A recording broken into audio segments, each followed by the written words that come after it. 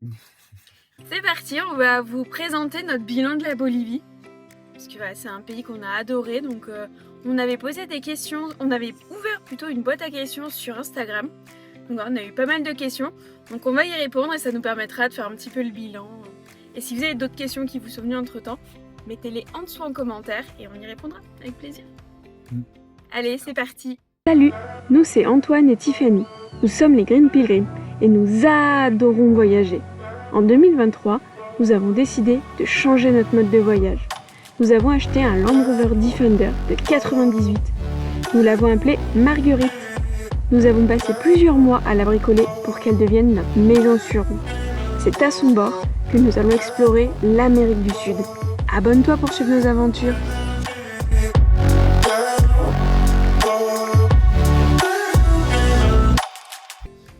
Alors la première question, c'est combien de temps avez-vous passé en Bolivie?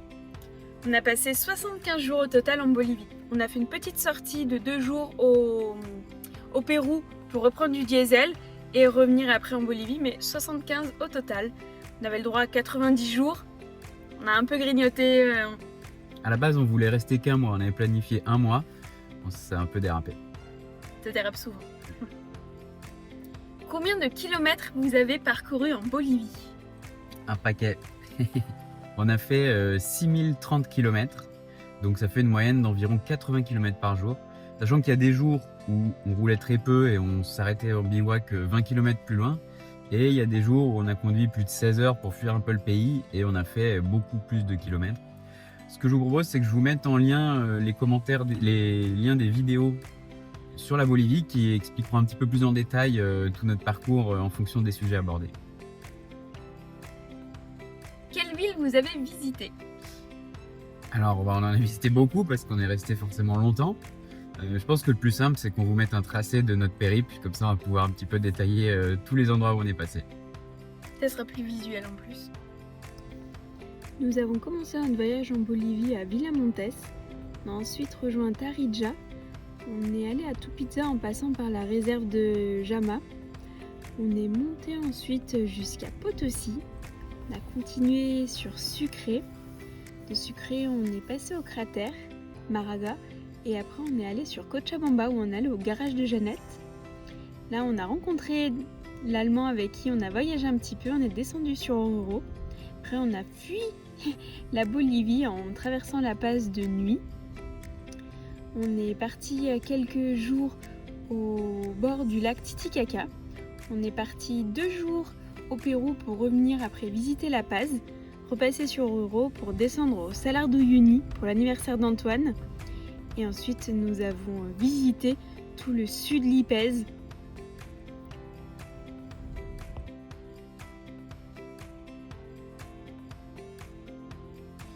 On a aussi eu la question, est-ce que l'eau en Bolivie est potable?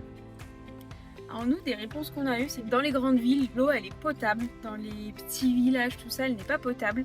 Alors c'est vrai que vu qu'on a commencé quand même directement par que des tout petits villages, on a pris l'habitude d'acheter, ils font ici des grosses bouteilles de 20 litres d'eau. C'est vrai qu'on a acheté ça. Des fois, ça dépendait des lieux. Des fois, c'était un peu plus dur à trouver. Donc il y a eu des fois où on s'est retrouvé à acheter des bouteilles de 3 litres. Donc on en a acheté moins. Mais c'est vrai que pour le coup, l'eau, ça n'a jamais été un souci. On avait, au cas où, on a avec nous des gourdes filtrantes. Donc si vraiment on n'arrivait pas à trouver d'eau, on sortait les gourdes filtrantes et pour le coup, on les a jamais sorties.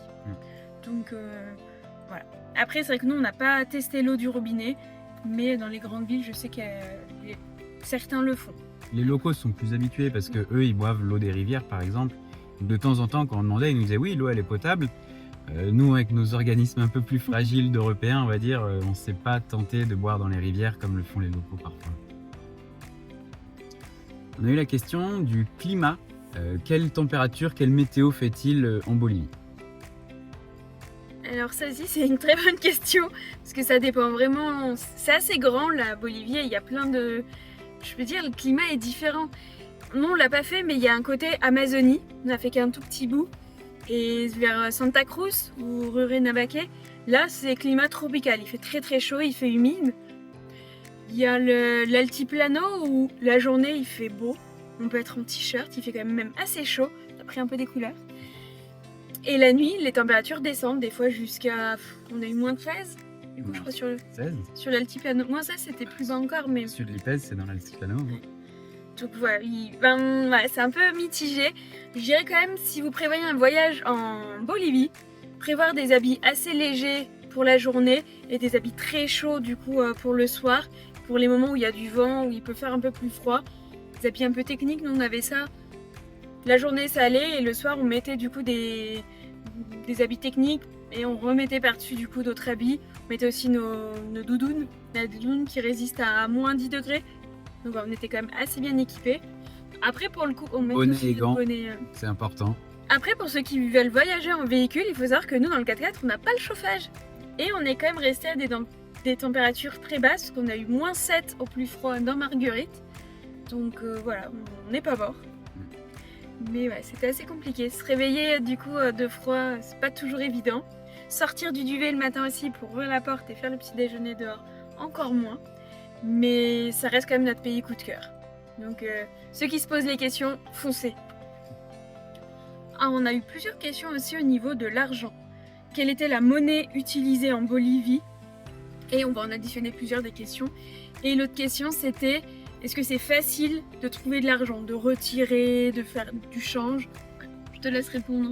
Ouais. Alors en fait, la monnaie utilisée, c'est le bolivianos, qui a un taux de change officiel avec le dollar à 6,96, il me semble. Ça, ce taux, il est maintenu par l'État. Et donc, c'est le taux officiel, on va dire. Mais il y a un taux officieux au marché noir, parce qu'en fait, il y a un manque de devises étrangères dans le pays.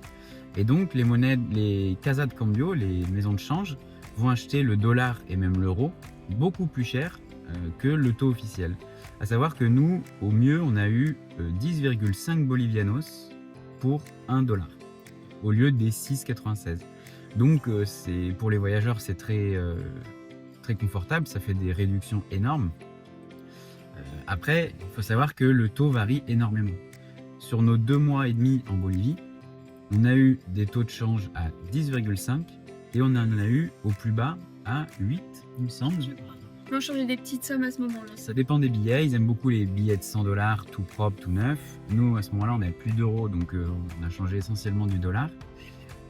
Et donc, dans les villes, c'est toujours difficile de trouver le meilleur taux. On a passé pas mal de temps à enchaîner les maisons de change et des fois même les gens te proposent dans la rue de changer. Et donc, il faut demander à tout le monde quel est le taux du jour, est-ce qu'il est intéressant. Quand on restait plusieurs jours sur place, notamment à La Paz, on allait plusieurs jours d'affilée demander les taux de change du jour pour savoir si c'était plus intéressant de changer ou si c'était en train de monter et qu'il valait mieux attendre. Donc voilà, c'est un sujet, l'argent en Bolivie. Sachant que pour des grosses sommes, nous on a fait changer les pneus de Marguerite à La Paz. On a fait le change dans la rue. Donc on va avec des liasses de, il me semble, 800 $ et ils nous sortent énormément de billets bolivianos. Donc on n'est pas toujours très à l'aise avec ça. Les premières fois c'est un peu surprenant. Et en fait, petit à petit, on s'y habitue. Mais c'est vrai qu'au début, le fait d'avoir des grosses liasses, de compter comme ça devant les gens, on se cachait un peu, on n'osait pas. Et en fait, on voyait vraiment les gens compter eux dans la rue. Ils s'y comptent de manière ultra rapide, on était 1, 2, 3. Donc vraiment, on n'a pas du tout le même mode de vie. Mais c'est vrai qu'on s'y fait au final facilement. Et ce qu'on nous a expliqué aussi, c'est qu'en Bolivie, pour acheter une voiture ou une maison, ils le font pas en bolivianos, ils le font du coup en dollars. Que vraiment pour les achats qui sont très importants, assez hauts, du coup c'est le dollar qui est utilisé. Donc le conseil aux voyageurs qui prévoient d'aller là-bas, c'est emmener des devises étrangères. Que ce soit de l'euro ou du dollar, vous aurez toujours un taux de change beaucoup plus intéressant que le vrai taux de change si vous payez par carte bleue ou si vous retirez directement au distributeur, parce que là c'est votre banque qui va vous faire au taux officiel. Donc vous avez beaucoup plus à perdre, enfin, vous avez beaucoup plus à gagner à avoir des devises étrangères en liquide. Alors on a une question aussi qui est très intéressante sur les difficultés qu'on a pu ressentir avec l'altitude. Alors déjà Tiffany elle n'a pas eu trop de soucis, elle c'est plutôt un petit chamois donc l'altitude ça lui a pas fait grand chose. Moi j'ai eu un peu plus de mal, notamment dès qu'on passait 3008 je commençais à avoir un peu plus de mal à respirer. Donc c'est pas flagrant, c'est pas j'étouffais pas, mais c'est vrai que on sent quand on prend une inspiration, on remplit pas ses poumons à 100%, on a cette impression de toujours manquer un petit peu d'air, donc on n'est pas habitué à ça en Europe. Et sinon, j'avais des sortes de maux de tête, donc comme une pression, comme une barre autour de la tête, pas forcément handicapante, mais pas très agréable. Et donc plus on montait en altitude, plus l'étau se resserrait un petit peu sur ma tête. Voilà, donc ce qu'on faisait, c'est que le matin, dans notre thé, on faisait infuser des feuilles de coca. Donc ici, en Bolivie, il y en a beaucoup. Et donc ça permettait de calmer un petit peu les symptômes. Et on avait toujours un thermos avec cette infusion de thé et feuilles de coca. Donc moi, dans la journée, quand je conduisais, qu'on montait en altitude, je buvais régulièrement ça. Et il y a certaines fois où on est monté assez haut et que ça suffisait pas. Et donc je mangeais des feuilles de coca. Donc en Bolivie, ils en mettent dans la bouche, ça leur fait une énorme boule dans la bouche, ils mangent ça toute la journée. Et ça, c'est vrai que ça a tendance à atténuer très rapidement les effets de l'altitude. C'est vrai que c'était assez impressionnant parce que des fois on conduisait et d'un coup Antoine me disait on a combien? On regardait.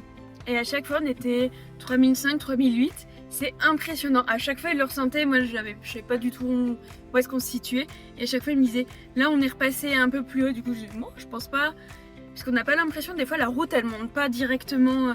Et je regardais effectivement, on avait passé du coup un petit palier. Ouais, souvent j'avais 3008 et 4000, je le sentais. 3008 je commençais à respirer un peu moins facilement.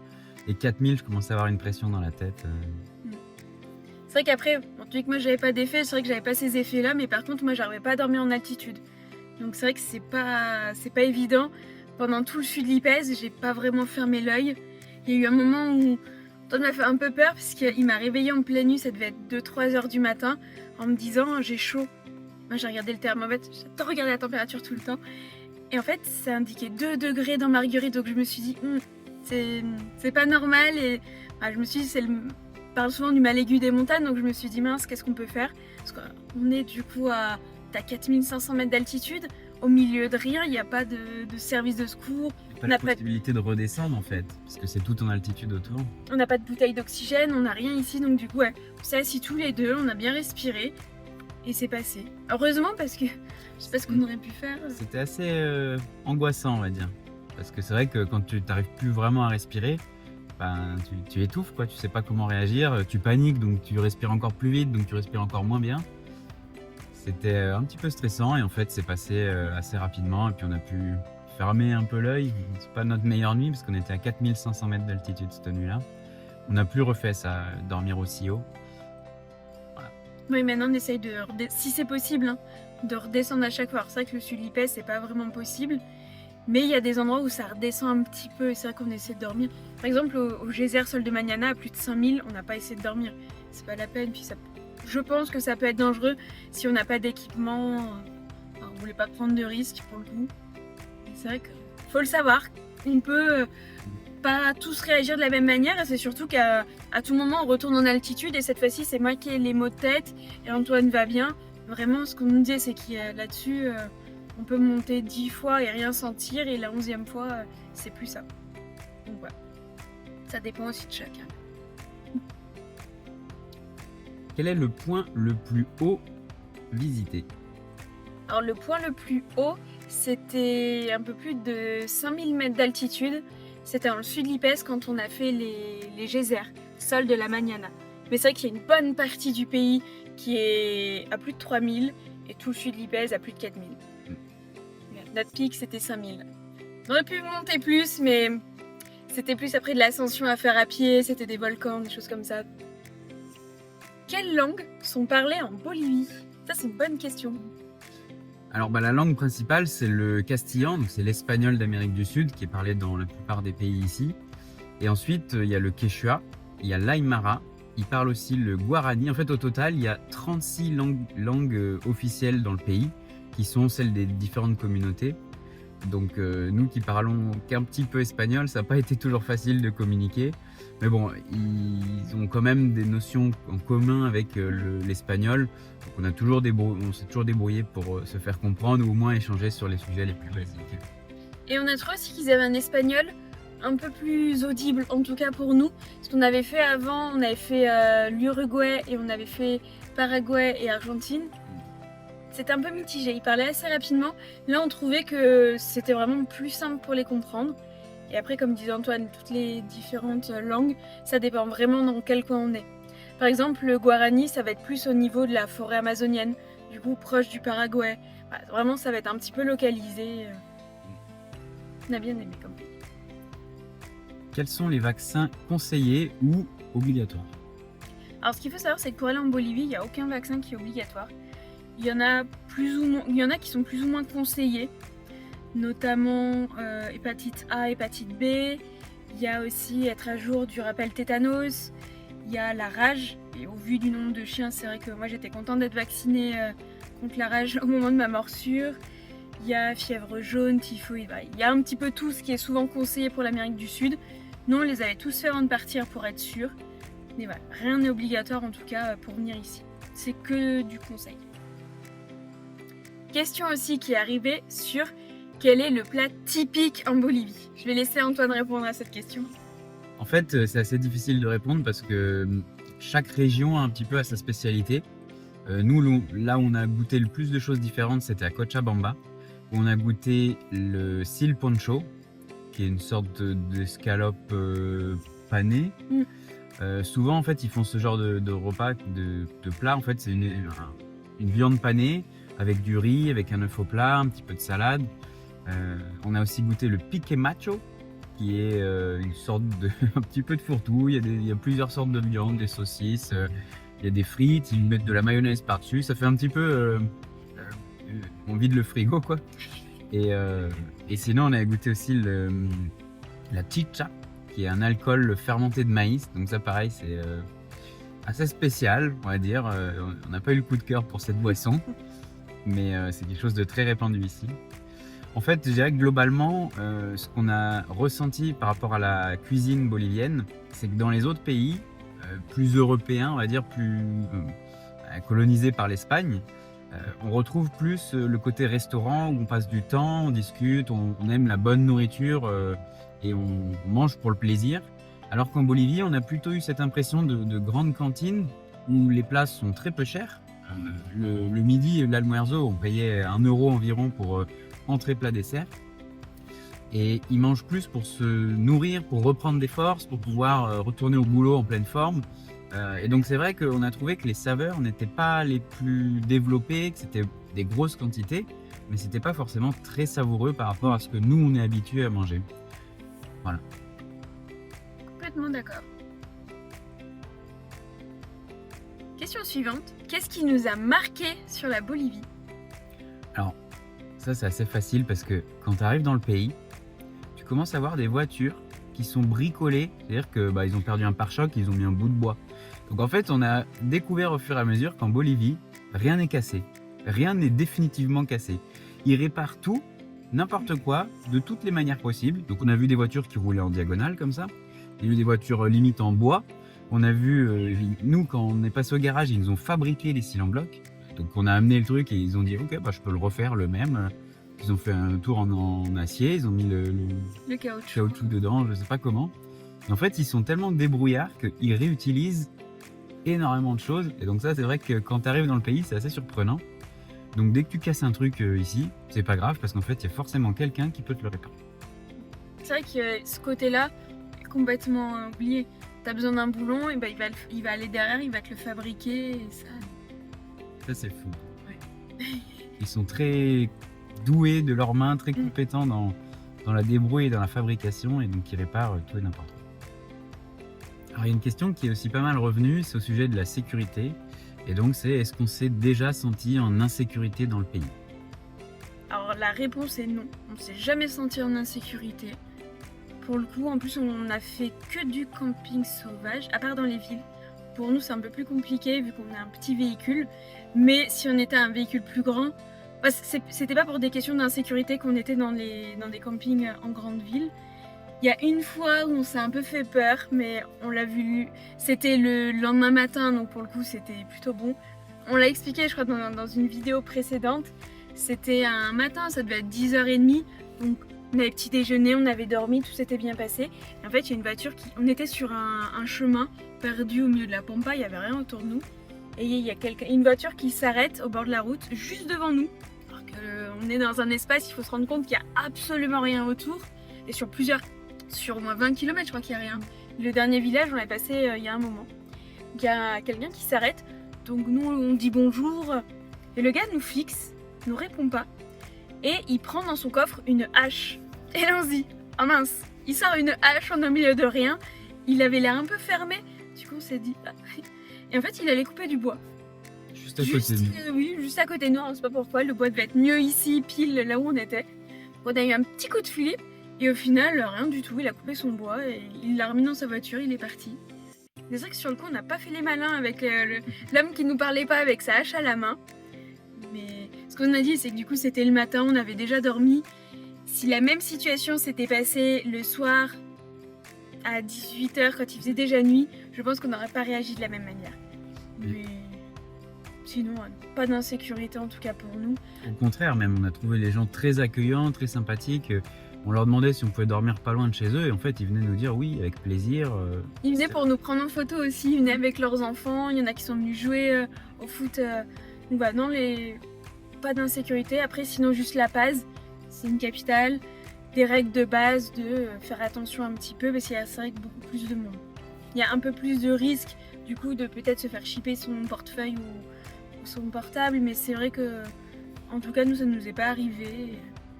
Après, on faisait quand même un petit peu attention, mais pour nous, aucune insécurité en Bolivie. Tu valides aussi? Ouais. Une question aussi qui est beaucoup revenue et qui, je pense, en inquiète plus d'un, c'est la question du diesel. Alors ça, c'est un sujet à part entière en Bolivie parce que depuis toujours, il y a une pénurie de diesel. Nous, on a traversé le pays, on a eu des pénuries, on a eu 2 crises du diesel. Donc non, c'est pas facile de trouver du diesel, c'est même difficile. Faut être patient. Ouais. Ça demande une organisation particulière. Nous, dès qu'on était à la moitié du réservoir, on commençait à s'arrêter dans toutes les stations. Il faut savoir que certaines stations refusent de vendre aux étrangers, tout simplement. Et les stations qui vendent aux étrangers, il y a 2 options. Soit elles te vendent au prix international, qui est à 8,8 bolivianos le litre. En fonction du taux de change, ça fait à peu près 1 euro. Et il y a le prix local qui est à 3,79 le litre, quelque chose comme ça.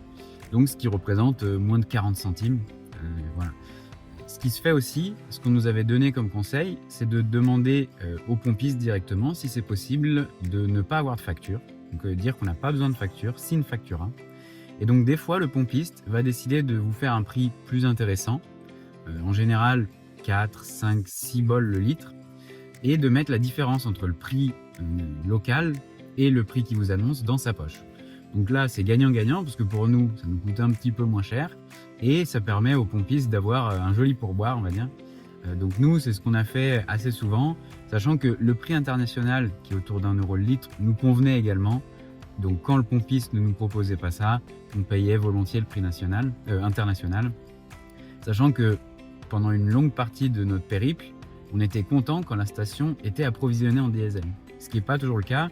On a vu des longues files d'attente de camions qui attendaient des fois depuis 1 semaine que la station soit réapprovisionnée.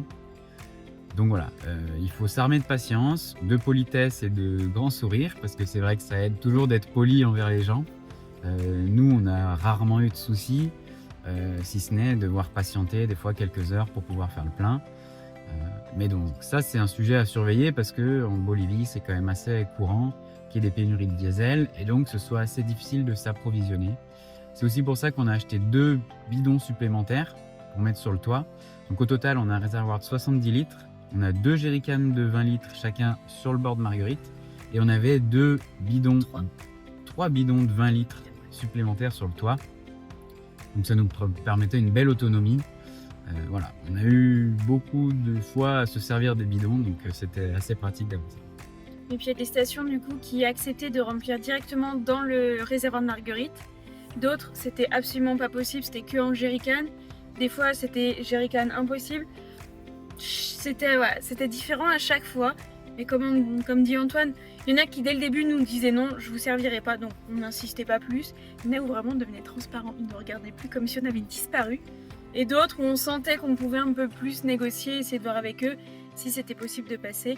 Après, il y a eu des fois aussi où on a demandé à des locaux d'aller chercher pour nous. On leur a donné le jerrycan, c'est eux qui y sont allés parce qu'à chaque fois, il faut qu'ils laissent pour les jerrycans une copie de pièce d'identité. Donc c'est vrai que ça, nous, nos copies à nous, parce qu'on a essayé, elles passaient pas. Il fallait vraiment une copie d'une carte bolivienne. Donc voilà, on a fait comme ça et pareil, on laissait à chaque fois la différence à la personne. Donc ça nous permettait d'avoir le carburant et lui du coup d'avoir aidé, d'avoir pris un petit peu de son temps, d'avoir pris aussi parce qu'ils sont rationnés. Donc ils ont des montants à pas dépasser par semaine, par jour, par mois. Donc voilà, ça leur grignotait un petit peu, mais on essayait à chaque fois de demander. Je sais que souvent c'était des gens qui étaient en véhicule ou avec des tuk-tuk où ils prenaient pas de diesel, ils prenaient de l'essence ou du gaz. Donc ça les pénalisait un peu moins. Mais il y avait le côté... Ça nous a aussi permis de faire des belles rencontres. Dans notre malheur de recherche de diesel, on a rencontré des locaux, ça nous a forcé à aller parler aux gens. Et on est toujours tombé sur des personnes super sympas. Donc... Ah oui, les personnes ont toujours accepté avec grand plaisir. On a eu aussi des camions qu'on allait voir qui ont siphonné leur réservoir à eux pour remplir le nôtre. Donc voilà, toujours avec plaisir. C'est folklorique, mais c'est une aventure à vivre pleinement. Oui, parce qu'il faut savoir qu'ici, chaque camionneur a un tuyau pour siphonner son réservoir. Nous, on s'était dit, mince, il va falloir qu'on achète, qu'on prenne. Le gars, il nous a dit, non, j'ai déjà tout. Donc non, ils sont équipés, ils ont l'habitude. Alors, la question suivante, c'est qu'est-ce que vous avez préféré en Bolivie? Pas facile. Pas facile comme question, effectivement. Tout. Je pense quand même que ce que j'ai préféré, moi, c'est les personnes. Je trouvais que les personnes étaient attachantes, étaient curieuses, elles venaient nous voir. Ouais, je les ai trouvées vraiment adorables, les Boliviens.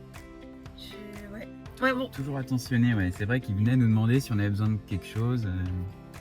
Ah oui, et puis que ce soit juste quelqu'un chez qui tu vas pour acheter du coup du pain. À chaque fois, ils prennent soin de toi, ils te demandent comment tu vas. Et à chaque fois, on leur expliquait qu'on est voyageurs, qu'on est dans notre voiture. Et chaque fois, ils ouvraient des yeux. Et... C'était vraiment des beaux temps d'échange. Et voilà, moi, c'est ce que j'ai préféré. Alors, plus dans les petits villages, dans les petits lieux, mais même dans les grandes villes, les gens venaient quand même nous parler. Donc ouais, moi, j'irais coup de cœur quand même sur les Boliviens. Et toi? Moi, j'ai aussi adoré les gens, mais j'ai aussi eu un coup de cœur sur les paysages. Dès qu'on est rentré en Bolivie, on est arrivé dans une variété de paysages et des immensités à perte de vue. On roulait, chaque heure, tu changes de planète, tu changes de paysage, tu arrives sur des montagnes, tu passes dans un canyon, tu passes sur des lagunes. C'est vraiment un pays qui t'en met plein les yeux, quoi. Et dans toutes les régions vraiment qu'on a fait en Bolivie, tous les paysages étaient toujours incroyables, d'une immensité. C'est frappant, quoi. On n'avait pas eu ça avant dans notre voyage. Et là, vraiment, c'était ça pour moi le gros coup de cœur sur la Bolivie. C'est vrai que les paysages, puis même je trouve les animaux, ouais. On a croisé énormément d'animaux. Et... Tout aimé en fait. On passe maintenant sur ce qu'on a moins aimé en Bolivie. Je te laisse commencer à répondre. Ouais. Moi, je dirais que c'est les déchets. C'est vrai qu'on l'a pas trop mis en avant dans nos vidéos, sur Instagram, sur les réseaux, parce que c'est pas glamour. Mais autour de toutes les villes, même parfois dans les villes, on a vu des montagnes de déchets. En fait, ils n'ont pas de système de tri ou de recyclage ou même de gestion des déchets à proprement parler. Et donc, en fait, ils vont creuser des trous aux abords des villes et ils vont aller jeter tous leurs déchets dedans. De temps en temps, quand le trou est plein, soit ils foutent le feu, soit ils enterrent et ils creusent un trou plus loin. Mais c'est vrai que ça fait que dès qu'on sort des villes, on passe un virage en lacet. Et en fait, en contrebas, on voit énormément de déchets. Même les peu de camions poubelles qu'on a vus, en fait, ils vont décharger leurs déchets des villes dans la campagne autour. Donc ça, c'est un peu malheureux. Et c'est vrai que ça casse un peu la beauté de l'entièreté des paysages quand on sort d'une ville et qu'on voit des montagnes de déchets de partout. C'est vrai que ça, les déchets, je pense que c'est vraiment le côté le moins positif. Après, c'est un peu toute l'Amérique du Sud, un peu la même situation, mais c'est vrai qu'en Bolivie, ça fait mal au cœur de voir des paysages aussi jolis, aussi magnifiques, et de voir du coup des sacs plastiques, des choses qui volent un peu partout.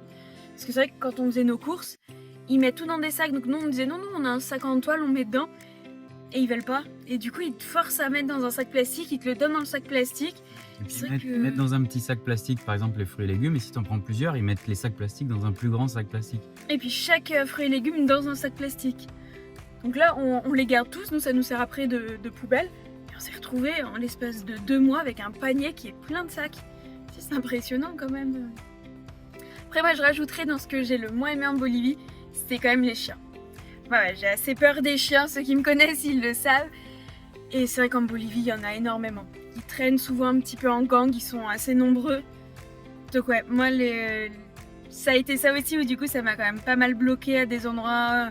On fait une balade, on va se promener et en fait il y a des chiens qui sortaient un peu de partout. Vu qu'il y a des déchets partout, en fait ils sont partout pour manger les déchets et pour être là. Et c'est vrai que c'est mon côté un peu moins positif de la Bolivie. Puis La Paz, ça n'a pas aidé parce que Tiffany s'est fait mordre par un chien à La Paz, malheureusement. Donc en termes de peur, ça a un peu exacerbé ça. Oui, parce que depuis le début du voyage, Antoine à chaque fois il essaie de m'aider en me disant t'inquiète pas, ici les chiens ils mordent pas les gens parce qu'ils pourraient pas les garder sinon. Et du coup maintenant l'excuse ne tient plus. Mais là ça va un peu mieux je trouve. On est un peu en retard sur nos vidéos, là on est en Argentine. Et du coup il y a quand même beaucoup moins de chiens qui se baladent, surtout la région où on est. Donc voilà, ça va un peu mieux. Mais il faut savoir qu'il y a beaucoup de chiens. Bon, il y a une question qui revient beaucoup, c'est celle du budget. Donc combien est-ce qu'on a dépensé pendant notre voyage en Bolivie? Alors, on a dépensé au total 2304 €. Ça fait une moyenne de 30 € par jour, donc plutôt raisonnable. Et c'est vrai que le coût de la vie est très bas en Bolivie. Je crois que c'est le plus bas d'Amérique du Sud. Ouais, En tout cas, de là où on est pour le moment. Quel est le lieu que vous avez préféré? Ça, c'est une question qui est vraiment compliquée. Parce qu'on aimerait dire tout le pays. Mais si j'en devais en choisir qu'un, je dirais le cratère qui avait été fait par une météorite et où dedans il y avait un salar qui était rose. Ça vraiment, moi je pense que c'est mon coup de cœur. Parce que je le connaissais pas et je m'attendais pas à le voir. Alors c'est vrai que le salar c'est joli, le Sulipez aussi, mais on a déjà eu un petit peu des images dessus et ce cratère pas du tout, donc pour moi c'est mon coup de cœur. On s'y attendait pas du tout, il y a des lamas qui sont venus sur le bord en plus, donc c'était vraiment un moment incroyable. C'est magique. Moi Et je vais toi tricher, moi je vais en donner deux. En fait moi j'ai vraiment eu le coup de cœur dès le début, on a fait le canyon Pilcomayo avec une terre rouge creusée avec un rio qui passe au milieu. Et en fait on est arrivé en Bolivie et vraiment j'ai pris une claque dès le début en me disant ce pays est incroyable.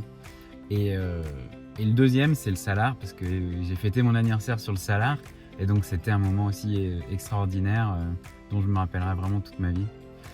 Et c'est difficile parce qu'on a vraiment envie de dire tous les moments, tous les endroits parce qu'on a vraiment trouvé le pays magnifique. Je vais vous laisser sur une compilation de tous les plans drone qu'on a fait dans le pays parce qu'ils sont tous aussi beaux les uns que les autres. On vous recommande vivement de venir visiter la Bolivie, c'est vraiment un pays incroyable avec des gens super chaleureux. Et voilà, donc c'est la première fois qu'on se prêtait à ce petit jeu de bilan. N'hésitez pas à nous dire en commentaire ce que vous avez pensé de cette vidéo. Et aussi, n'hésitez pas à vous abonner parce que ça nous fait toujours super plaisir de voir que vous êtes de plus en plus nombreux à suivre nos aventures. Et ça nous motive vraiment dans le fait de faire des vidéos et de continuer de vous partager notre voyage comme on le fait actuellement. Merci beaucoup, à bientôt. À bientôt.